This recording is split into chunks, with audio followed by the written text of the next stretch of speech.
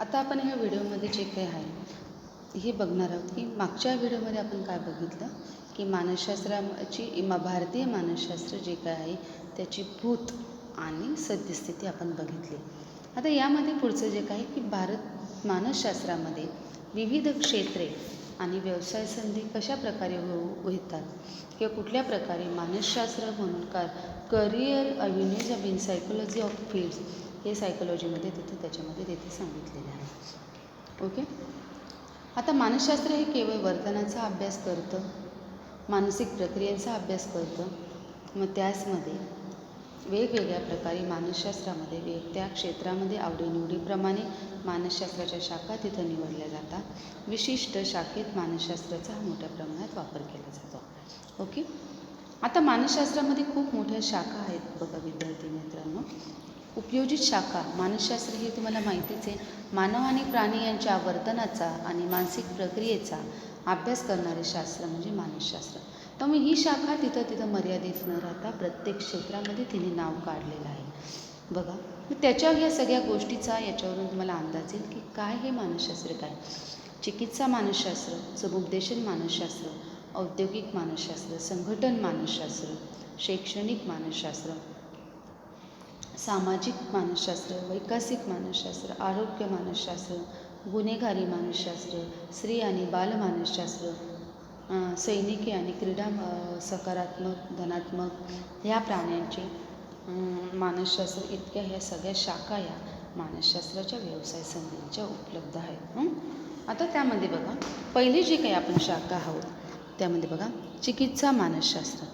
तो चिकित्सा मानसशास्त्र जे काही आहे यामध्ये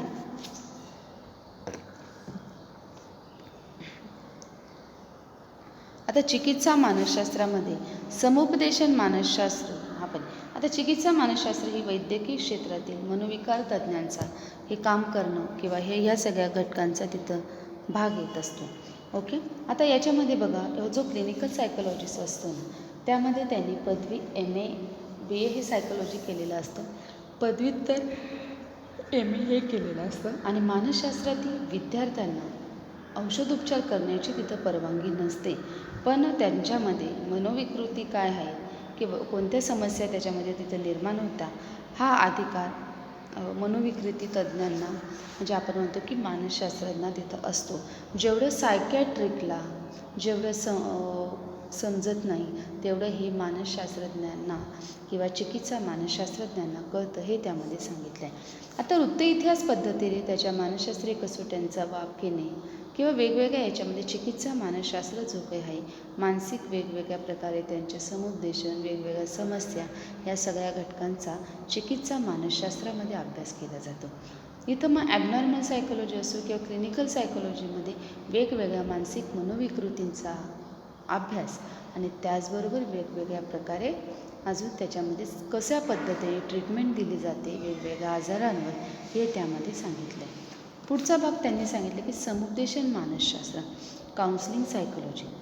आता यामध्ये या क्षेत्रामध्ये काम करणारे जे लोक आहेत मानसिक आजारी नव्हे तर रोजच्या जीवनामध्ये वेगवेगळ्या प्रकारे त्यांना समस्या तिथं निर्माण होत असतात. मग त्याच्यामध्ये सर्वांना प्रचंड ताण असतो.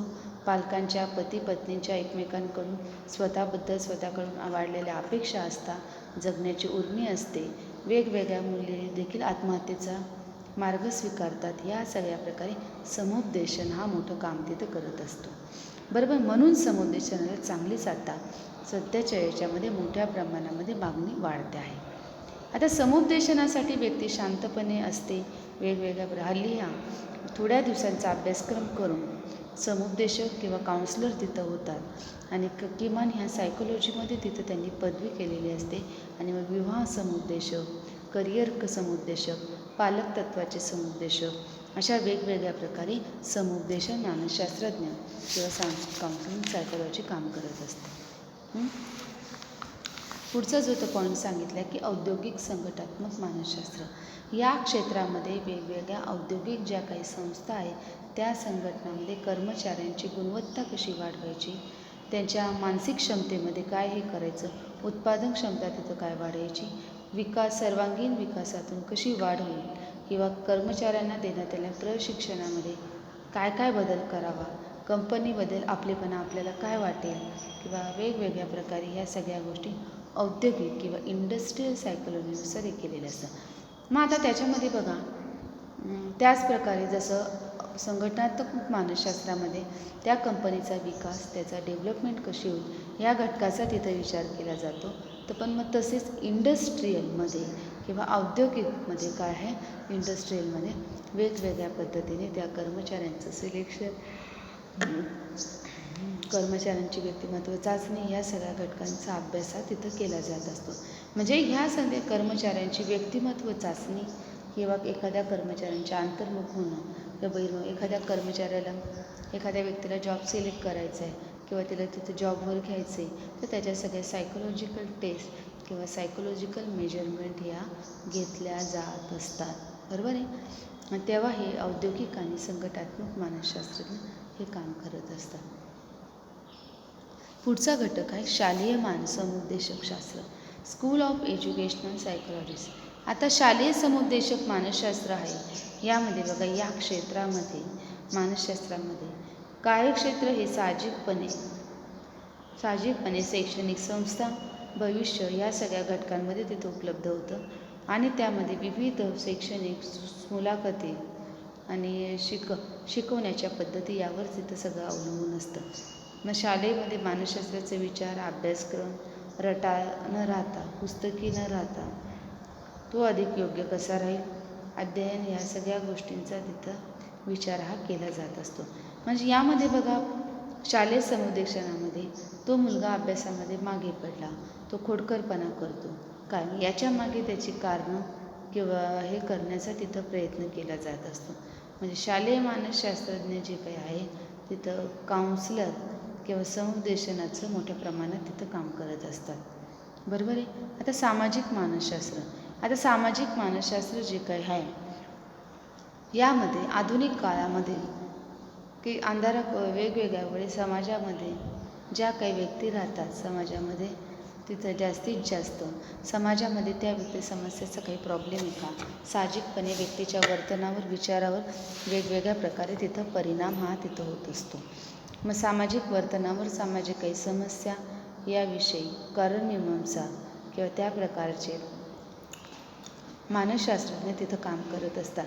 म्हणजे यावेळी भासत असते जेव्हा मानसशास्त्रज्ञ मदत करणारी व्यक्ती जर एकटी असेल किंवा मदतीला कोणी तिला धावून येण्याची शक्यता असते पण जर ती व्यक्ती गर्दीत असेल तर मदतीला धावून जात नाही हे लक्षात घेत जा. त्यामुळे सामाजिक कार्यामध्ये मानसशास्त्रामुळे समूहात असतानाचे मानवी वर्तन हे तिथं खूप महत्त्वाचे असते. बरोबर आहे. आता त्यामध्ये पुढचा पॉईंट सांगितले डेव्हलपमेंटल सायकोलॉजी. आता डेव्हलपमेंटल सायकोलॉजी हे जे काय वैकसिक मानसशास्त्र. आता या वैकसिक मानसशास्त्रामध्ये याच्यामध्ये शाळा सहकारी संस्था आरोग्य कल्याण केंद्र ह्या दोन्ही घटकांचा याच्यामध्ये ह्या सगळ्यांचा अभ्यास केला जातो.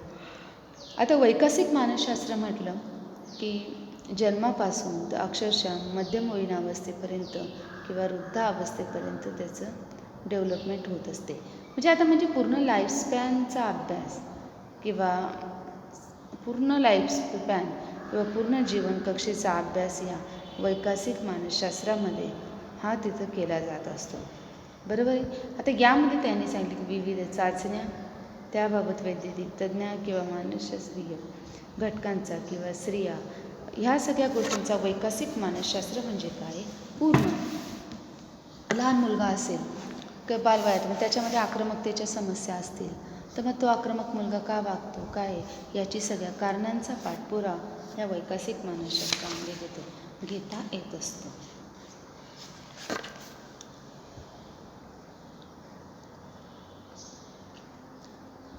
हे बघा विद्यार्थ्यांनो आपण इथं थांबूया. बाकीचं मी नेक्स्ट व्हिडिओमध्ये सांगते.